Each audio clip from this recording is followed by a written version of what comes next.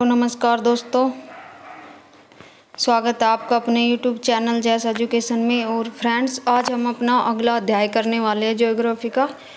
जो सबको पता है, ये क्लास मेरी ज्योग्राफी के लिए मैं करवा रही हूँ और ये जीके और HTET CTET और सब टेट के लिए इम्पोर्टेंट क्लास है। इसमें डिटेल से दे रखा है। देखो, आइए दोस्तों शुरू करते हैं। सबसे पहले क्या दे रखा है कि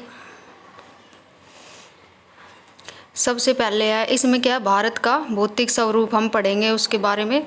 तो आइए फ्रेंड्स, सबसे पहले देखते हैं हम भारत की विभिन्न स्थलाकृतियों वाला भारत एक क्या है, विभिन्न स्थलाकृतियों वाला देश है। मतलब स्थल आकृतियों वाला देश है। फिर यह हर प्रकार की भू आकृतियाँ पाई जाती है, जैसे कि पर्वत, मैदान, मरुस्थल, पठार व द्वीप समूह।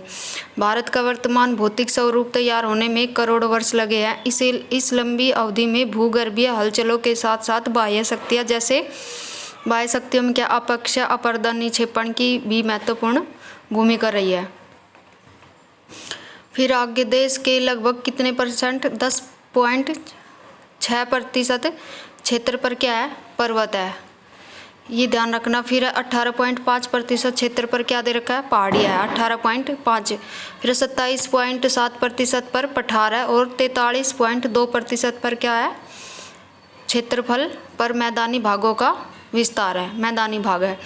फिर भारत की मुख्य भूमि के उत्तर में क्या है, हिमाच्छादित शिखरों, हिमानियों, गहरे खड्डे एवं विस्तृत घाटियों से लेकर मध्य में सिंधु, गंगा, ब्रह्मपुत्र के विशाल मैदान है।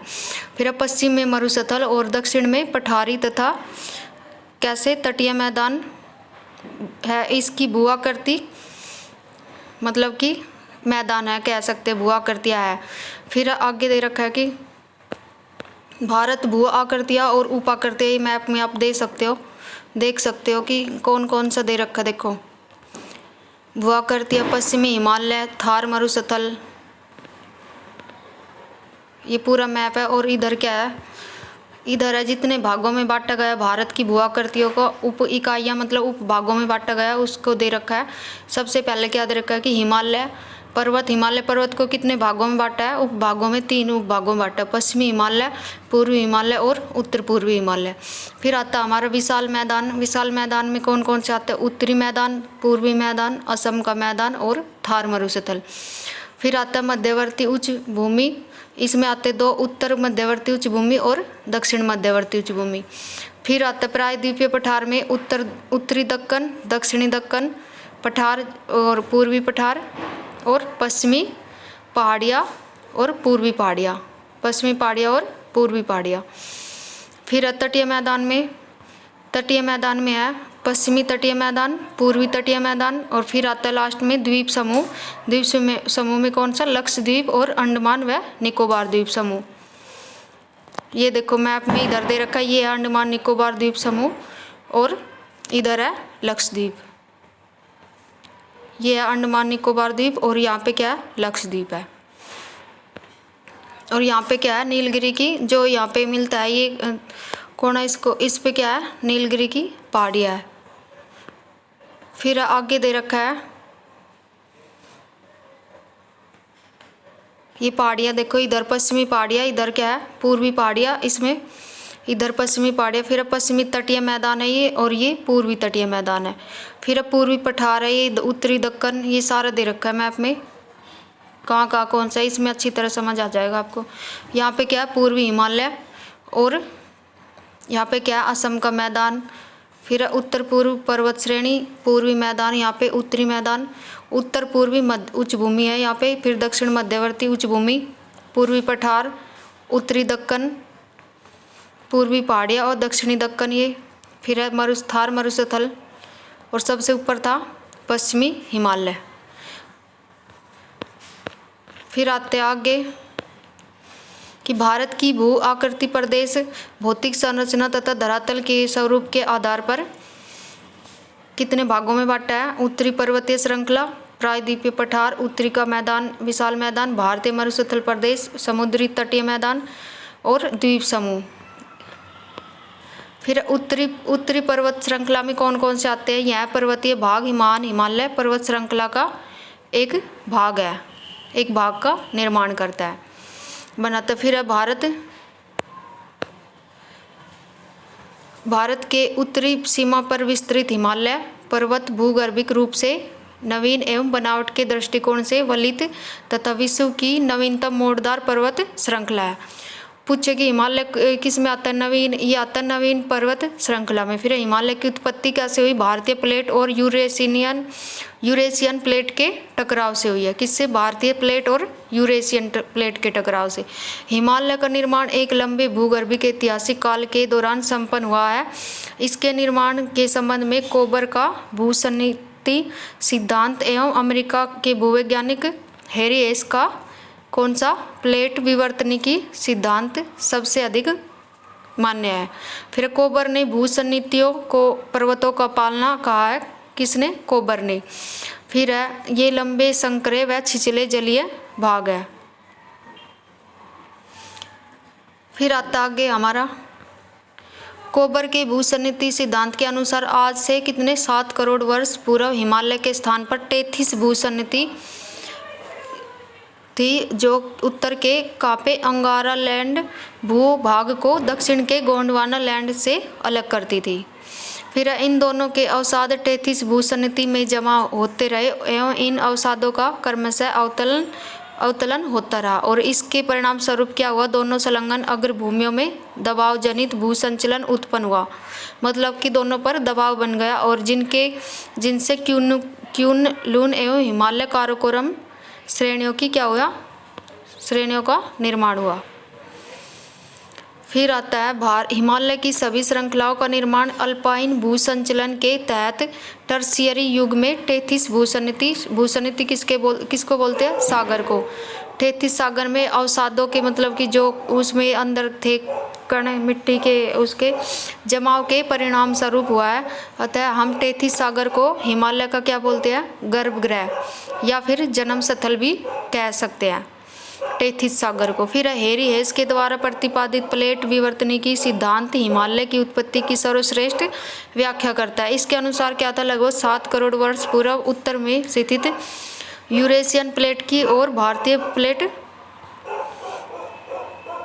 प्लेट उत्तर पूर्वी दिशा में गतिशील हुई और 2 से 3 करोड़ वर्ष पूर्व ये भूभाग अत्यधिक क्या हो गए? निकट आ गए, जिनसे 33 सागर के अवसादों में विलयन पड़ने लगा और हिमालय का बनना प्रारंभ हो गया। फिर लगभग 1 करोड़ वर्ष पूर्व हिमालय की सभी श्रृंखलाएं आकार ले चुकी थी। कब? 1 करोड़ वर्ष पूर्व। फिर सेनोजोइक महाकल्प के इयोसीन व ओलिगोसीन कल्प में वृहद हिमालय का निर्माण हुआ। फिर मायोसीन कल्प में पोटवार क्षेत्र के अवसादों के वलन से लघु हिमालय बना है। शिवालिक का निर्माण इन दोनों श्रेणियों के द्वारा लाए गए अवसादों के वलन से प्लायोसीन कल्प में हुआ। क्वार्टनरी अर्थात नियोजोइक काल में प्लीसोटीसीन व होलीसीन कल्प में भी इसका निर्माण होता रहा। फिर आता वास्तव में हिमालय अभी भी एक क्या है? नवीन पर्वत, मतलब इसमें अभी भी परिवर्तन होते रहते हैं, जिसकी ऊंचाई लगातार क्या हो रही है? बढ़ रही है। हिमालयी क्षेत्र में आगे आने वाले भूकंप हिमालयी नदियों के निरंतर परिवर्तित होते मार्ग पीर पंजाल श्रेणी में कितने 1500 से 1850 मीटर की ऊंचाई पर मिलने वाले झीलिया निक्षेप करेवा हिमालय के उत्थान के अभी भी जारी होने के ओर संकेत करता है। मतलब इनमें परिवर्तन होता रहता है। फिर करेवा जम्मू कश्मीर में पीर पंजाल श्रेणियों के पासरों में 1500 से 1800 मीटर की ऊंचाई पर मिलने वाली झीलिया निक्षेपों को करेवा के नाम से जाना जाता है। फिर आता कश्मीर घाटी के करेवा निक्षेपों में लिग्नाइट प्राप्त होने के संकेत भी मिले हैं। फिर भारत की उत्तरी सीमा पर विश्व की सबसे ऊंची एवं पूर्वी पश्चिम में विस्तृत सबसे बड़ी पर्वतमाला है। कहाँ पे? भारत की उत्तरी सीमा पर। और किसकी? विश्व की बोल रहा है। विश्व की सबसे ऊंची एवं पूर्वी पश्चिम में विस्तृत सबसे बड़ी पर्वतमाला है। यह विश्व की नई मोड़दार पर्वत श्रेणी है। इस पर्वत श्रेणी के पश्चिमी भाग में नंगा पर्वत के निकट एवं पूर्वी भाग में क्या? मिसमी पहाड़ी या नामचबरवा के निकट 2 तीखे अक्ष संज्ञा मोड़ हेरिपन टर्न की भांति मिलते हैं। फिर ये मोड़ प्रायद्वीपीय पठारी भाग के उत्तर पूर्वी दबाव के कारण निर्मित हुए हैं। किसके कारण? उत्तर पूर्वी दबाव के कारण।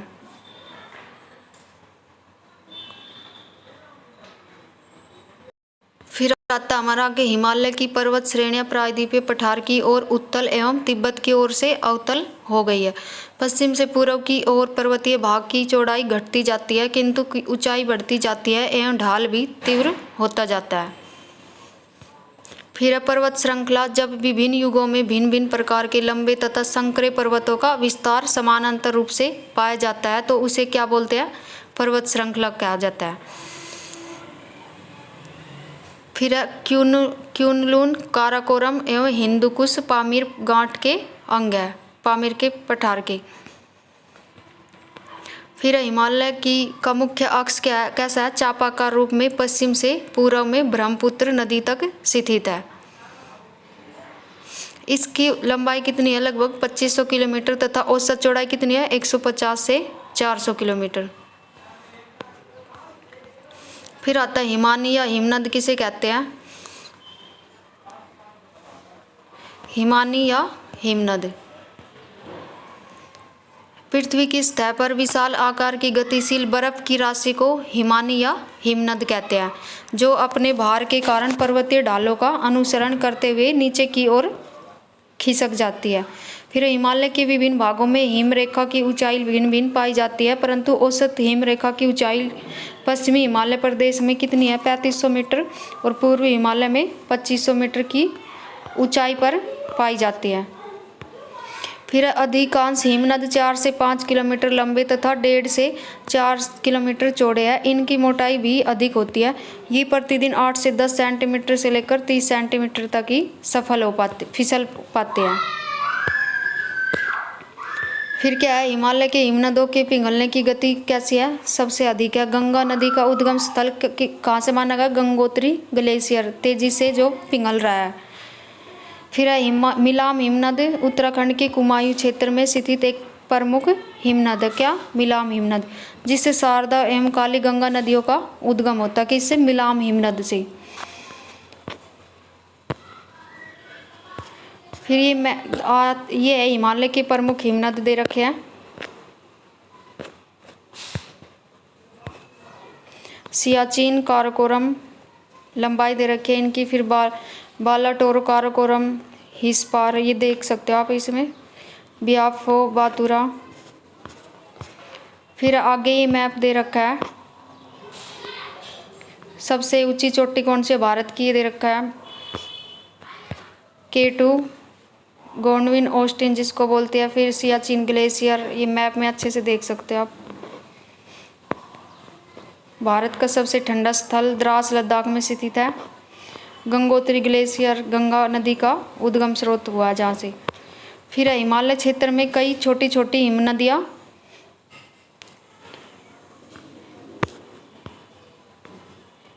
हिमानियाँ स्थित है। इनमें कौन सी? गंगोत्री, यमुनोत्री, सियाचिन किसमें है? हिमालय क्षेत्र में है। फिर बालाटोरा, बियाफो तथा बातुरा प्रमुख है। फिर आता है चोराबाड़ी ग्लेशियर, उत्तराखंड के रुद्रप्रयाग जिले में केदारनाथ मंदिर से कितना? 4 किलोमीटर उत्तर में स्थित है। इस ग्लेशियर के पिघलने से एक झील का निर्माण हो गया, उसको क्या बोलते हैं? जिसे गांधी सरोवर के नाम से जाना जाता है। किसके पिघलने से? चोराबाड़ी ग्लेशियर के। फिर हिमालय के प्रमुख ऊंचे दर्रे दे रखे हैं। इसमें से क्वेश्चन जरूर आता है एक, ये आप देख सकते हैं। इसमें कितना दे रखा है? माउंट एवरेस्ट नेपाल में ऊंचाई दे रखी है 8848। काराकोरम K2 भारत की सबसे ऊंची चोटी जो 8611, जिसको क्या बोलते हैं? K2 या गोडविन ऑस्टिन भी। फिर कंचनजंगा कहाँ पे? नेपाल में है 8598। फिर मकालू पर्वत नेपाल में 8481। धौलागिरी नेपाल में 8172। फिर नंगा पर्वत भारत में है 8126। फिर आता है नंदा देवी अन्नपूर्णा नेपाल में है। नंदा देवी कहाँ? भारत में है 7817। फिर नाम चबरवा चीन में 7756। फ्रेंड्स आज के लिए इतना ही। फिर हम